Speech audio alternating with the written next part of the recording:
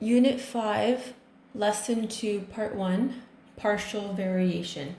So in Lesson 1, we took a look at some graphs that were a direct variation. So now what we're going to do is learn about graphs that are called partial variation.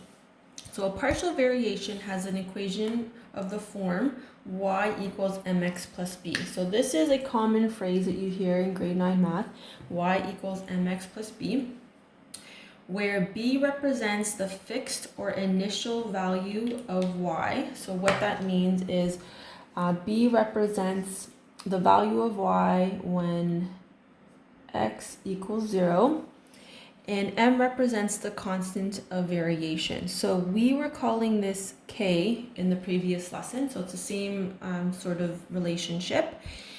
If you take a look at this picture on the right, so this line shows a partial variation and this diagram shows a direct variation. So you can see the key difference is that in a direct variation, the origin of the graph always goes through 0 and 0. If you have a partial variation, your graph is either going to be shifted up or shifted down. And this point right here is what y equals when x is equal to 0.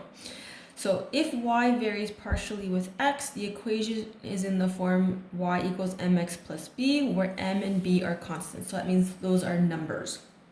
The graph of a partial variation is a straight line, so it is linear, but it does not pass through the origin. So the origin is 0, 0. So this is called a partial variation. This is a direct variation. So if you are looking at a graph, you're just going to look at its starting point. So if it starts at 0, 0, then it's a direct variation. If your graph is shifted up or down, then it's called a partial variation. So let's do a couple of examples together. So it says identify each relation as a direct or a partial. So the first one is y equals 5x. So because it doesn't have anything after the 5x, I know that this is a direct variation.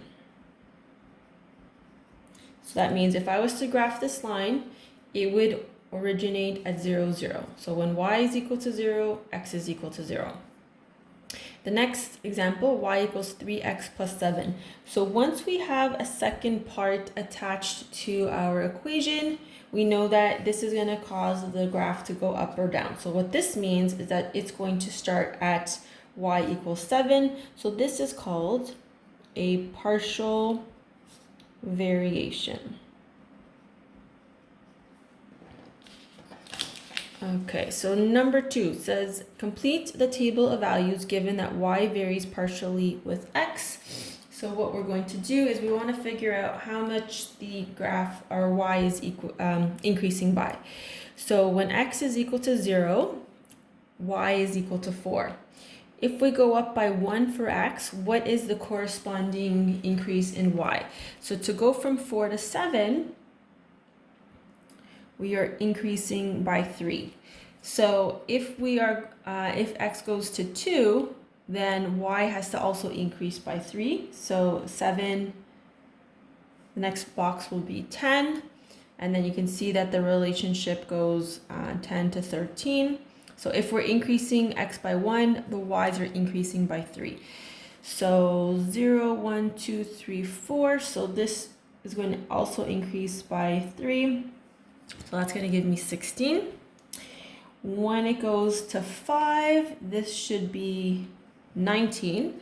Now, I need to jump from 19 to 25. So 19 to 25 is a 6 increment increase. So that means I have to go up to 7. Okay, so that each value of x increases by 1, y is changing by 3. So B says identify the initial value of y and the constant of variation from the table. Write an equation in the form y equals mx plus b. So the initial value of y occurs when x is equal to 0. So what I have to do is look at my table here. So when x is equal to 0, y is equal to 4. So I need my initial value of 4. As x increases by 1, y increases by 3. So the constant of variation is 3. So now what I can do is start putting this into y equals mx plus b. So that is going to be my b. My constant of variation is my m. So therefore my equation is y equals 3x plus 4.